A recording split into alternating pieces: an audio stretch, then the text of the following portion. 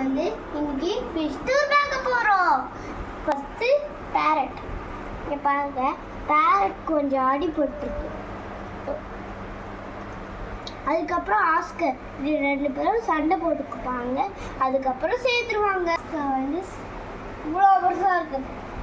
இந்த ஆஸ்கர் வந்து இவ்வளோ பெருசாக வருவாங்க. அந்த ஆஸ்கர் வந்து எவ்வளோ தெரியும். இன்னொரு ஃபிஷ் டேங்க் பார்ப்போம். இதாங்க டைகரா, ஒயிட் ஆஸ்கர்.